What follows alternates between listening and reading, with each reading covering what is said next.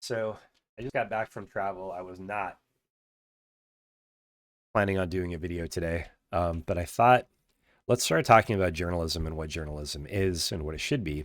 And I thought, well, yeah, but what's the best way to do that? Because and so I start looking up articles about journalism from news organizations like the BBC and things like that. And the articles are just way too long. And I don't think everybody needs to know everything from start to finish right now. I think it would be good enough if we just started talking about things, started the conversation at the top, and then just see where it takes us. So let's talk about let's just talk about from the top what makes a good journalist, and we'll look at it together. So, all right. Oh, hey, where am I? I'm supposed to be right there, but I'm not. Um, what makes a good journalist? I know what happened because I set up my new camera. So, while that's populating, while that's building, let's go ahead and go in here and okay, fixed it, but I think I need to move my video camera over. Scooch on over. There we go. Okay, good. So let's take a look at what it said. I haven't looked at this before. I've never run this search, but let's look at it and let's see what we have. So a good journalist is defined by a mix of skills, ethics, and an investigative mindset. Here are key qualities. Let's see how many we can get done. Commitment to the truth. They prioritize accuracy, focusing on fact-based reporting. They verify information from multiple sources and avoid biases to present a balanced perspective. All right. Um, this is a whole thing. We need to talk about it. Um, so they prioritize accuracy, and I think that's good. You want to prioritize accuracy. You want the information to be correct because the people who are looking at your news source, you have to be accountable to them. And so if you're saying there are so many illegal immigrants in our county, but you don't have numbers or they're not very uh, accurate or they're not clear, then it's not going to be really easy for people to see, like, okay, how many immigrants are here? And I think another thing that people don't think about is how you show information. Accuracy. So a lot of times, people, I have people come up to me, the country made or the company made, 5 million last year. And I'm like, is that good? Is that what's the normal company make? Like, I want to know comparison. That's the only thing that means anything to me is I want to know, well, what did they make the year before that? Was it a 20% increase in revenue or was it a 1% increase in revenue? Um, also, what are the other companies its size making in the same industry? That's interesting. That's more interesting. In fact, if I'm an investor, that's what I'm gonna want to know. I'm going to want to compare them to other companies like them. And so for finance and investing, anything like that, accuracy is more than just having the correct numbers, is presenting the story well. So they're seeing the whole picture. But I think accuracy stands on its own. So to be fair, that's yes, accuracy. Focusing on fact-based reporting. Okay, so this is really interesting because some um, people are going to tell you the information that they think is the most important. And so if you're like, uh, if you're asking them a question, they're going to tell you what they think the they're going to answer the question the way they think you should have asked it probably because answering the question you can't take the answerer out of the equation. What they want is what they're going to show you. So um, fact-based reporting, a lot of that, yeah, it should be fact-based, it should be based in fact, but what reporters a lot of times do is they will ignore some facts and they will include others. It's not unbiased. Their bias is in it. When they answer the question for you, when they as a journalist go out and ask the question and then go out and get the answers, they're showing you the answers they think are important. So if you have a journalist who graduated from the University of Oregon, like I did, and they have a conservative bent, then when finance news comes out, they're going to interpret that based on their worldview. And they're often going to want to tell you, all right, here's what happened, but here's the proper way to understand what happened. And I'm going to give you, based on my worldview, I'm going to look for the things that make sense to that worldview because they're the things that make sense to me. And then I'm going to share those with you. If you're liberal, same thing. You're going to go out and you're going to find information that makes sense to your worldview, so you can write a coherent story. Because you're not going to go out and say, okay, here's all the information that comports with my worldview. Makes sense. Okay, and then here's some other stuff. Like, you're not going to do that because it doesn't make a good story. It doesn't tie in. It's just you haven't made sense of those things. One time I was even in branding. Uh, One time I was working on Catholic charities on a project for them, and they're a very conservative. There are many Catholic charities. This was a conservative organization, and they help with adoption, but they don't help with adoption if you're a same-sex couple. I had a writer who had a liberal bent on that project, and she did not understand how to write that. No detail, no apologetic. She didn't understand the point of view at all. So she was unable to make sense of it for people. So I had to step in because I'm not a Catholic, but I had to step in and say, okay, given that their beliefs are these, they believe God believes this, right? Then this is the logical conclusion of their belief is this policy. And it makes sense for that reason. Now you can say their beliefs are wrong. You'd have to prove it to them, right? Um, but you can't just be a reporter and not understand those points of view, because you're not going to be able to represent those points very well. Either that, or you're just going to have to say, hey, I'm an editorial writer. Here's my point of view. Here's my worldview. And here's how I make sense of things. Here are my assumptions that go into the article. And that's some of the things we talk about when we look at articles. Fact-based reporting. Yeah, there was a big, when I was in the journalism school, there was a big, when I was in my grad program, they stopped talking about unbiased and they started talking about, um, was it, what was it? Unbalanced versus, um, oh, I'll remember later. All right. But it was unbiased versus, man, I can't remember what it was, but it was kind of the same, but it was different. And it was a subtle difference to where it's like, okay, my bias can go in these articles. That was their case in the end, was my bias can go in the articles. I think it might have been transparency or something, but anyway, all right, let's continue. They verify information from multiple sources. Yes.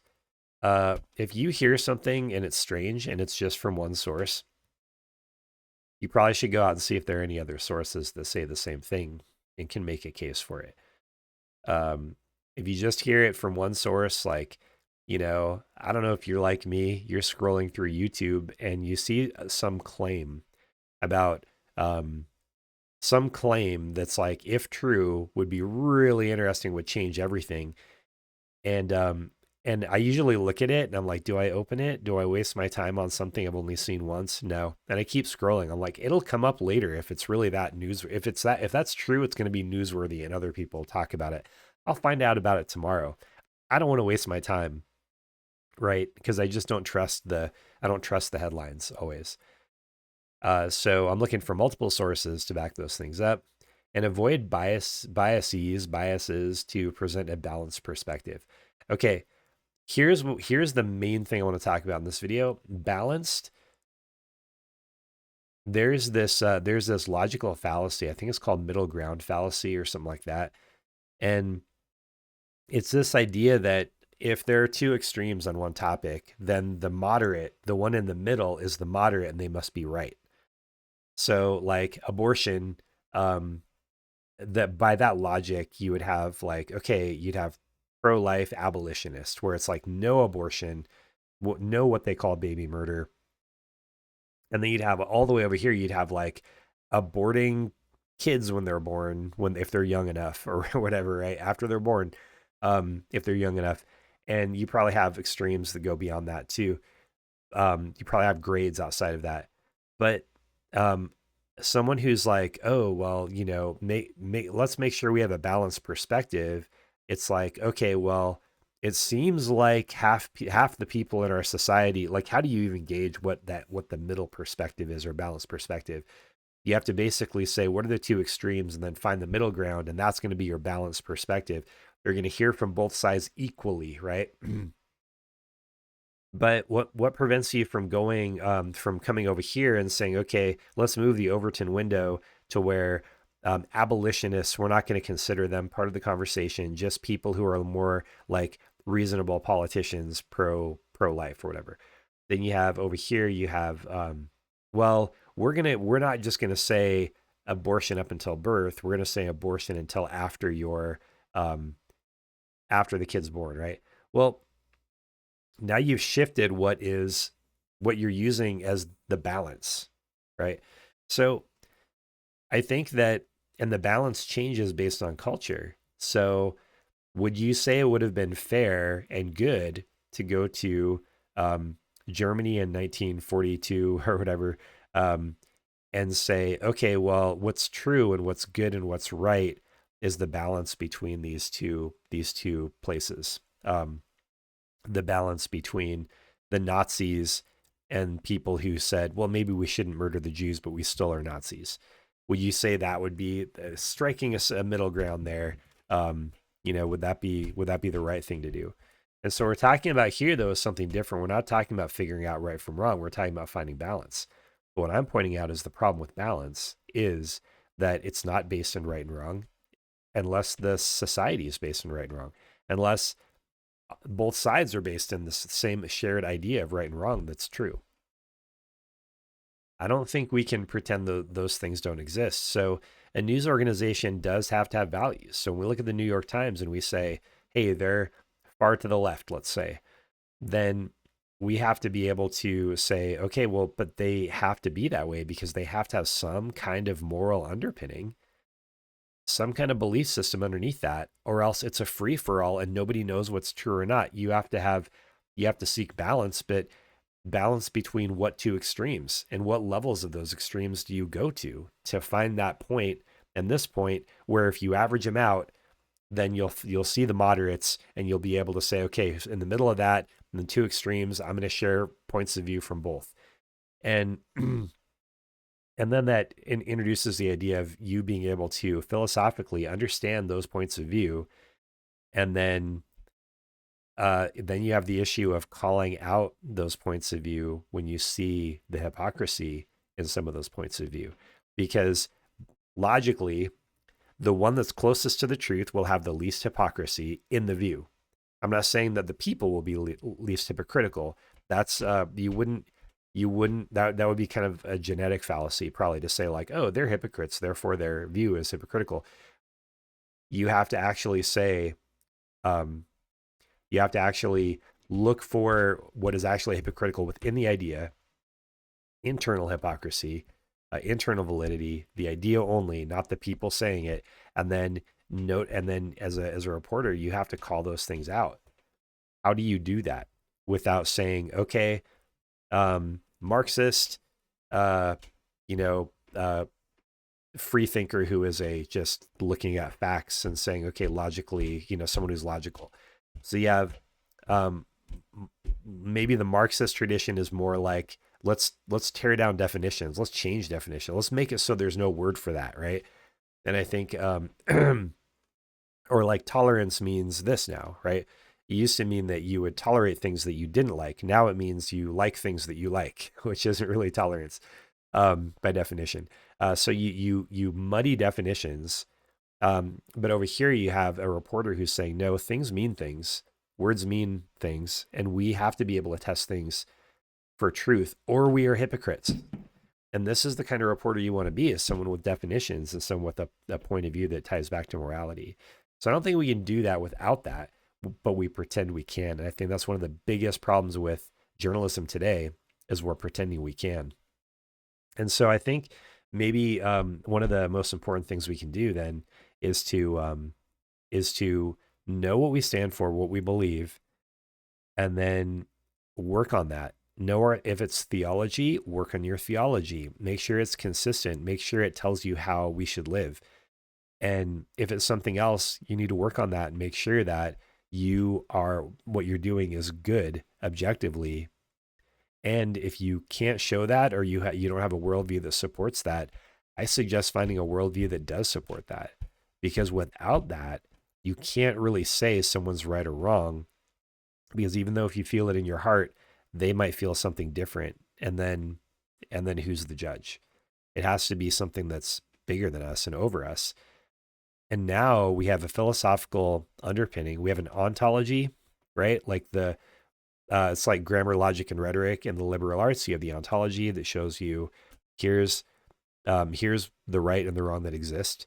You have your logic, grammar, logic. You have your ontology or epistemology. How do we know what we know? And then you can live it out, and then you can report on it, and it's functional. And so I think that we need to focus on that. I think that journalism needs to focus on that. We need to say, hey, here are the values of this news organization. They shouldn't be too restrictive, probably. You're gonna have to decide that. But here's the here's the editorial style, editorial guidelines of this news organization, and we're going to be consistent with that. And people can call us out when they see our stuff. Right now, news media is not very accountable. That's one of the biggest problems today. And so, guys, we had commitment to truth as our first kind of pillar and our first rule. Accuracy. Um, uh, it's hiding fact-based reporting, verified information, multiple sources, avoid bias, and a balanced perspective. Largely, I agree with this. I just think it needs some definition. Next time, we'll look at the next one.